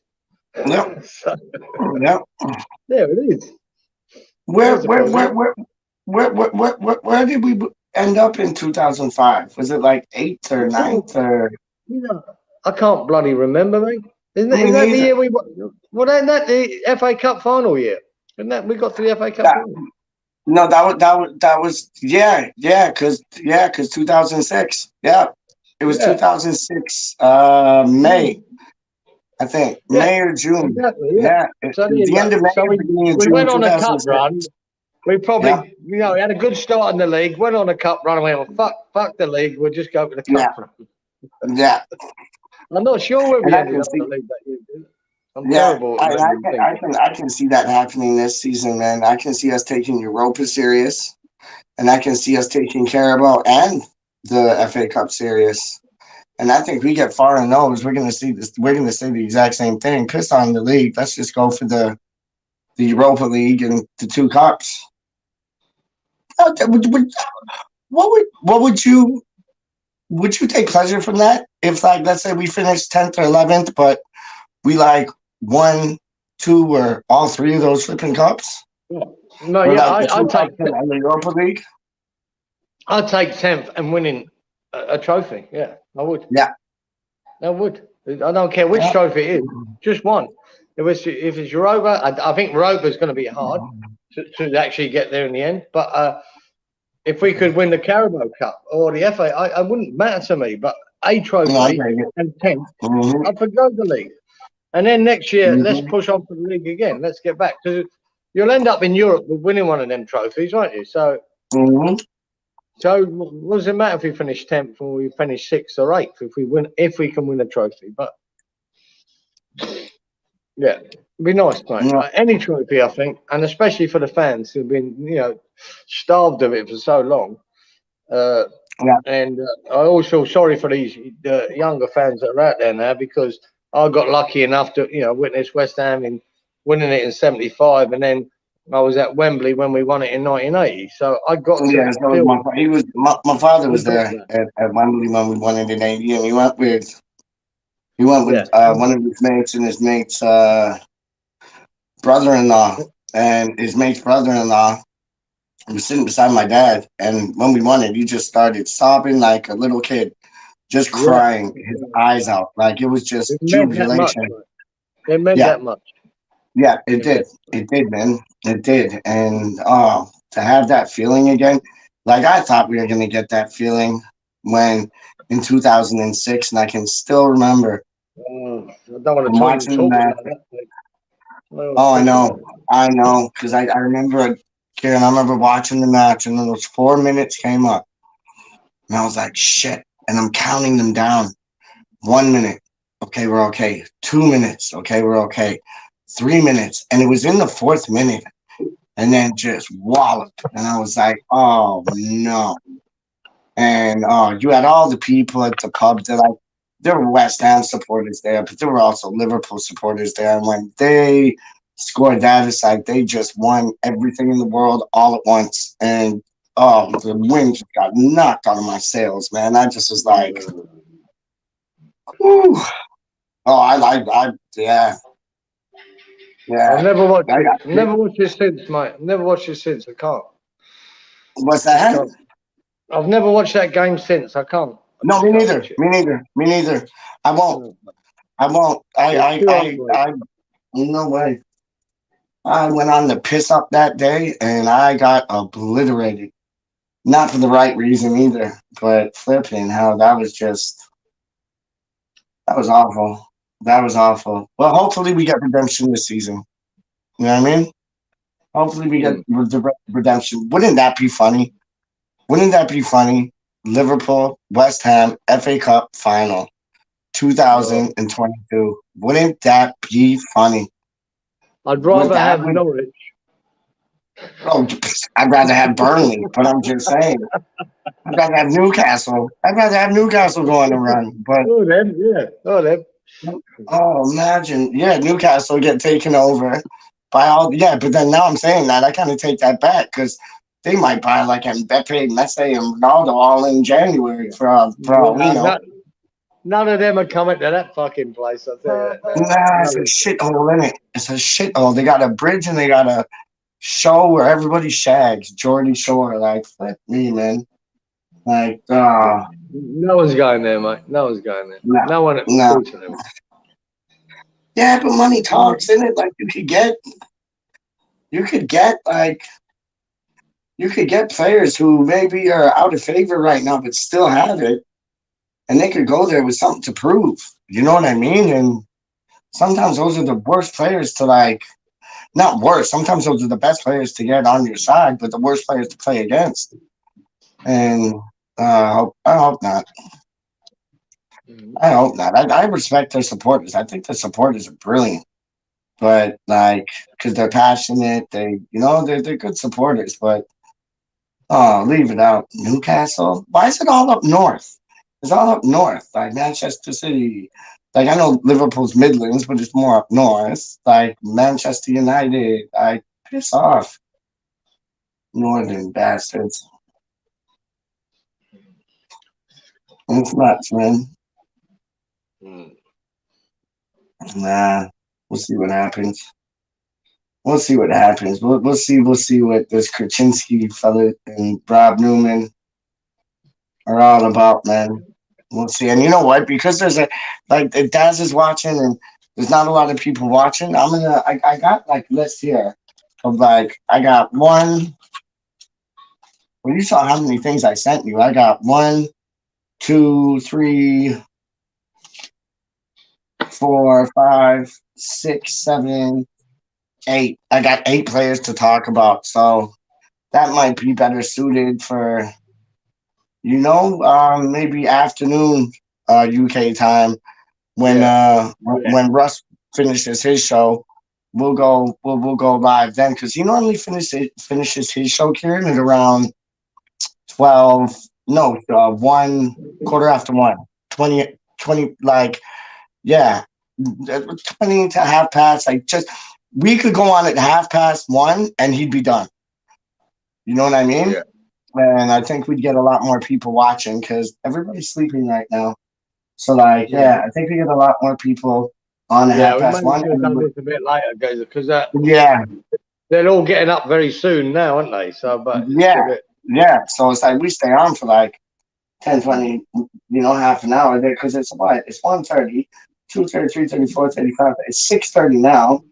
You wait like an hour, they'll be up. You know what I mean? But yeah, I'd say we do something like 1:30, and I can because I got it all down, and it's some interesting stuff. It's there's a striker from Portugal.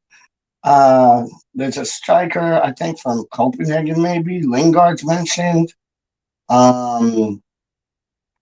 Who else? This Uruguayan boy's mentioned. Who everybody's after. And he looks tasty, man. He looks like 22-year-old striker, man. He looks the bee's knees, and apparently Newman's after him. And then there's another boy who we've been linked with, but we're getting linked with him again. But Newcastle after him and the other boy. And then the other guy, he's playing in League One. And then we're after your typical Burnley defender and that Wind guy me and you talked about before. And then this young player who plays for Sheffield United who's up for grabs. So there's tons to talk about. So and you know what? Oh, where did he go? He left. No, man. You know what? Also, you'd be able to like read the articles I sent you, so you'd be more on it too. You know what I mean? So it might be better to talk about that at like 1:30, man. Yeah, because no point having a discussion about them with no one else. So yeah. Like I say, there are more rumours and links, isn't it? We get that every time anyway, don't we? So we can talk about that in the suits. Yeah, absolutely, mate. Absolutely, and I don't know what time. I think Budgie will probably be at the hospital because that sounds like an all-day ordeal. So, but we'll hold it down for him. We'll hold it down for him for sure, man. And yeah, we'll talk through things, and like you said, there'll be more links out by that time, anyways, man. So yeah.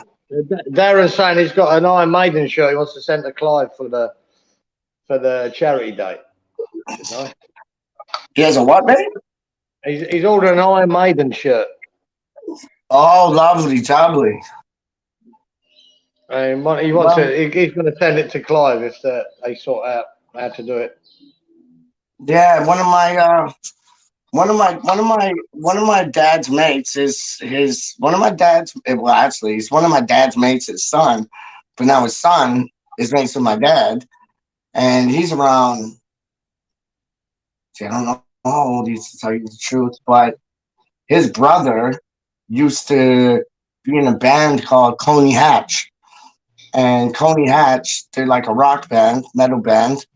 And they used to do touring all over, like England, Canada, the States. And they became friends with Iron Maiden. And whenever the boy comes over, the lead singer, the boy who drives the plane, that guy, what's the lead singer's name? I've forgotten. Okay, well, that one. I do know him, but I've forgotten yet. Yeah, he's a pilot, man. Like he takes them from gig to gig to gig to gig, and that boy, like whenever he comes over, he always checks my father's friend Peter, and they go out. They play tennis because he's an avid tennis supporter, fan, whatever you want to call it. Loves playing the game, and yeah, they always go to the local tennis courts around these ways, and the guy gets mobbed every time he goes because like people like his age recognize him, and they're just like, oh my god, da, da, da, and like he gets swarmed. But yeah, he comes to the pub, has a drink with us. He's really down to earth guy. The lead singer for Iron Maiden, man. I forget his name for the life of me, but really down to earth guy. And well, he's just one of the boys. He doesn't go on like flashy, flash. He's one of us. You know what I mean? Yeah, exactly. Yeah. Absolutely, mate. Oh my goodness gracious me! What are you drinking in that cup, dog? What's in that? Like some guava, some like I don't know, pineapple juice with like I don't know. You guys get crazy. What's that? Oh, I thought you had a cup earlier on. I thought you had a cup earlier on, and I was like, "What fruit juice is this?" That's in my stubby holder, right? This is what you have in Australia. So you don't put your warm hands on the beer. You have a stubby holder, right? Yeah. That's what you do, right? It's just to hold the beer and not make it warm because your hands make it warm, and it keeps it cold. We got those here. It seems like you're talking like we're in the flipping like Mennonite times. I don't think I got warm enough there for you to bother. But it's not a cup holder, though. Well, I'll show you what we got. So when it's warm, we got those, but we got ones that you can fill up with ice, and they're thermal, so the ice doesn't melt, and your beer is always cold. You guys got those ones too, right? Yeah. Well, with the Esky, the actual cooler box, you got that. Yeah. But Yeah. We got the cold ones. Those are good. We don't get stubbies like we might get like one or two brand that do stubbies now. The rest are like the long neck bottles.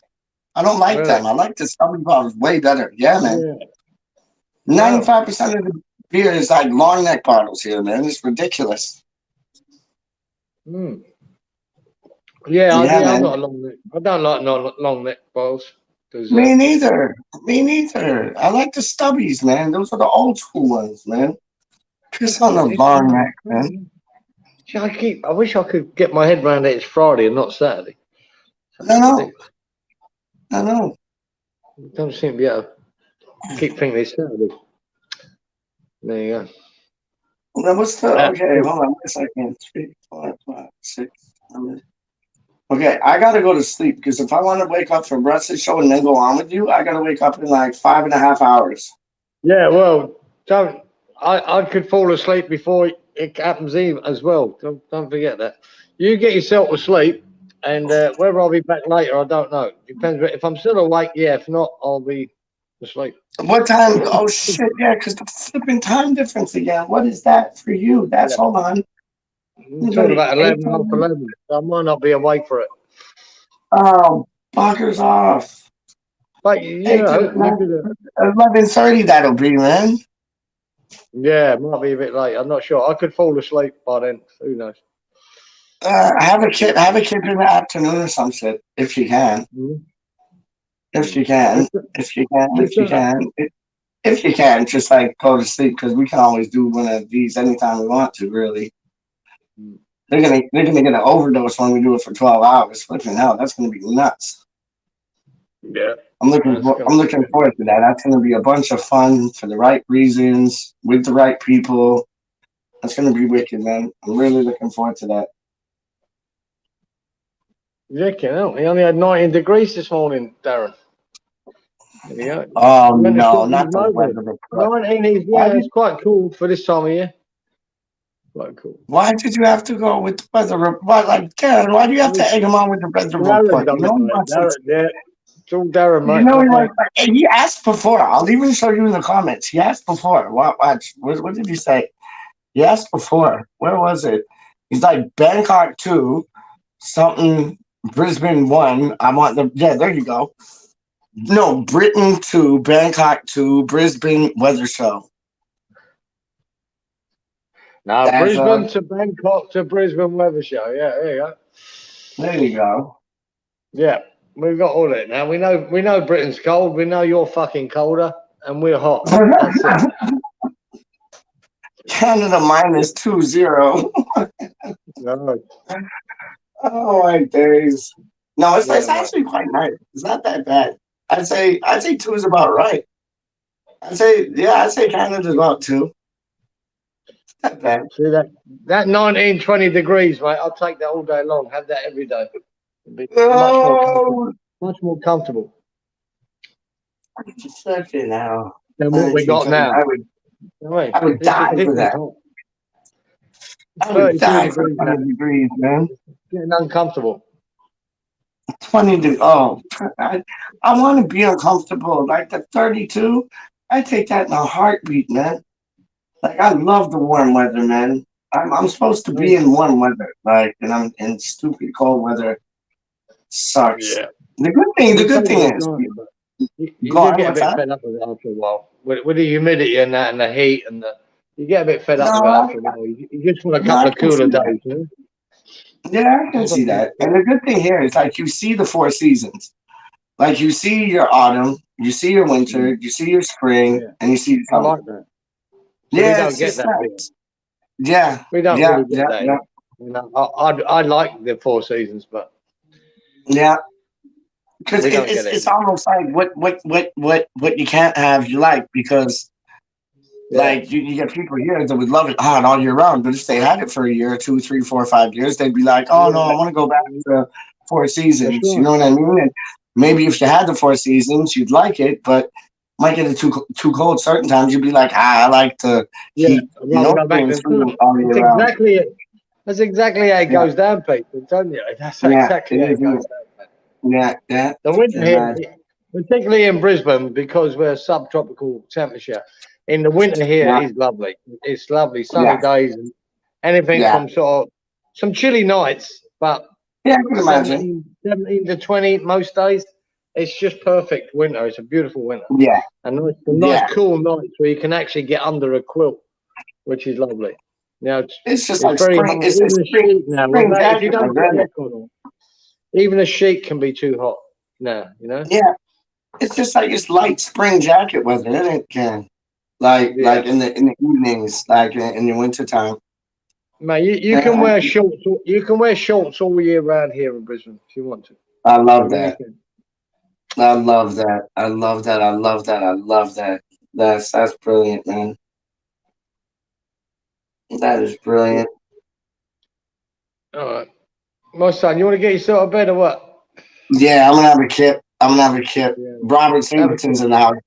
See, now everybody's gonna start waking up right now. You watch. Yeah, I know. Like, well, the timing was wrong. Oh my days. Yeah. Robbie Singleton killing me.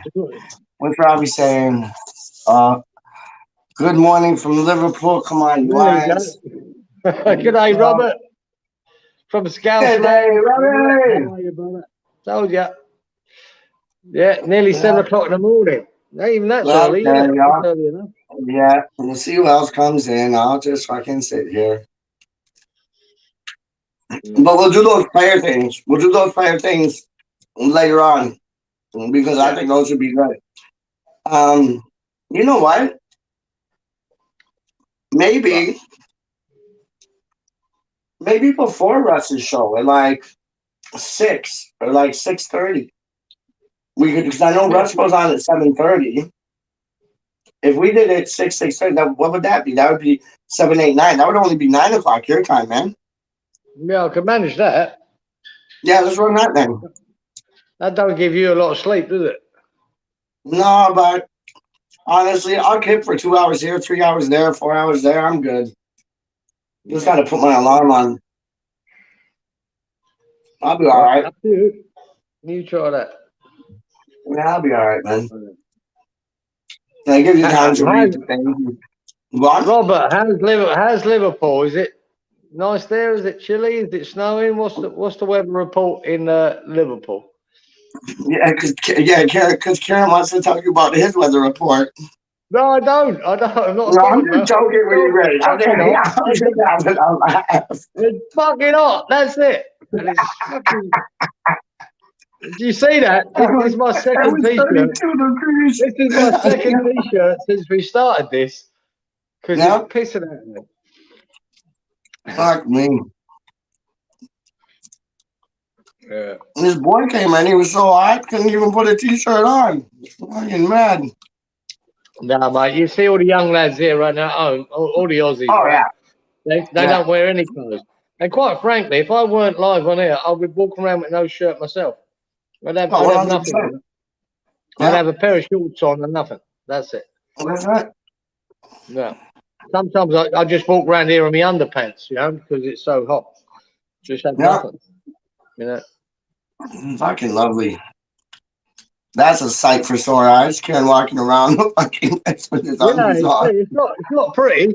It's not meant to be filmed. You know, Karen walking around his house with his pants on. I love it. Yeah. It's when I walk around with no pants on, you got to worry. Yeah. Chilly and dark. That's what Robbie's saying. Okay, chilly and dark. Chilly and dark. Yeah. Mm-hmm. Yeah, I suppose it is. Yeah, it was 6, right? Yeah. You know, because I forget them days, you know, when it didn't get, you know, in the winter back in the UK when it didn't really get light till God knows what, 8 in the morning. 7:30, yeah. 8 o'clock. Yeah. When I used to go to school, waiting for it to get light to go to school. Yeah, remember that. Yeah, I don't miss that. I don't miss that part of it. No. It's weird. It's like it's weird. Like here with because you don't have the time difference in Brisbane. You were saying. So here are the like fall back and spring forward. You don't have that, and it's weird, man. Because like when it falls back, it's weird because when it falls back, it's like it's dark to like what you just said, 7:30, 8 o'clock in the morning. When it's like fall back, like it's like sunny at like 5, 6 in the morning. It's mad. Yeah, well, the sun comes up here about 4:30 in the morning now, and it'll be earlier too. You know what I mean?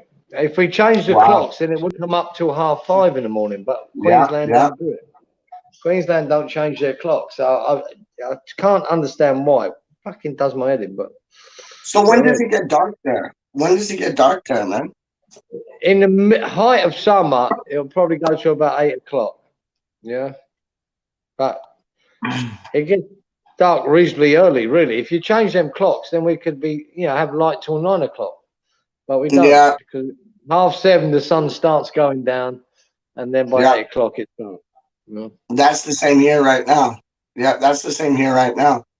Like the sun will come out at around 7, 8, but then it starts going down around 7, 8, and it goes even like you go into December, January, you're talking like sun's down by 5 in the evening.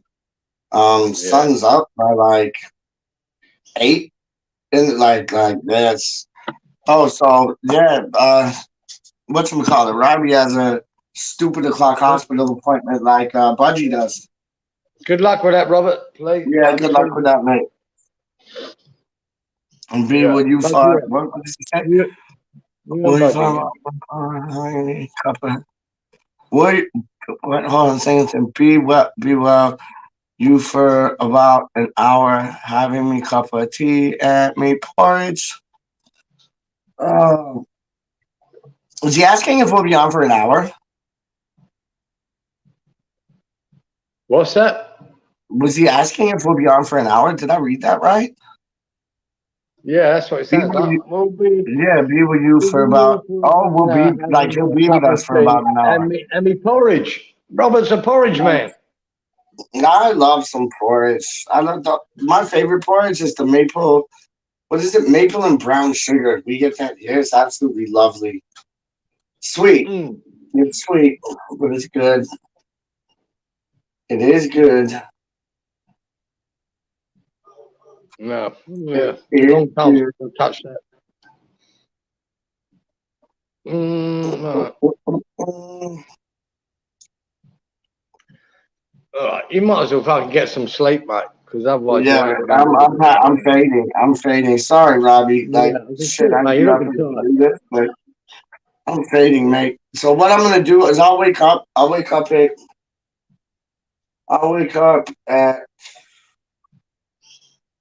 5:30. Dinner anyway for the boy. I've got to cook him some dinner.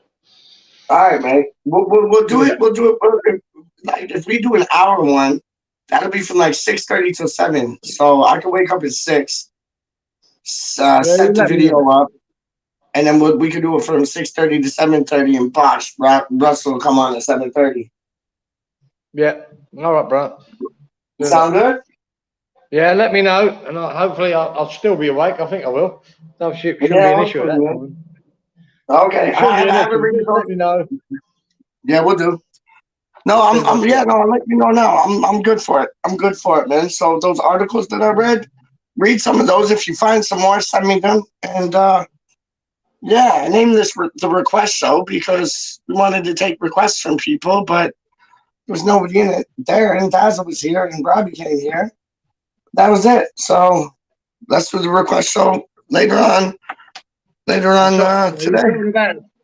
You're talking about 6 o'clock your time. That's 9 o'clock. Yeah. All right. Yeah, like 6:30. So if we go on like around 6:30, that is 7. Yeah, 6:30, 7:30, 8:30, 9:30 your time. All right, bro. All right, mate. All right, bro. See you, Robert. See you, Darren. Hold on. No worries, Peach. Thank you, mate. Good luck today, Rob. Yeah, good luck today, Rob. Hope everything goes well. Sunrise, 6 a.m. Sunset, 6:30 over here. Similar to here, but you get more sun in the morning. Yeah. Okay, we got all you. All right. Take it easy, boys. Karen, always a pleasure. Robbie, S, Daza, be good. We'll see you later. Bye. Bye.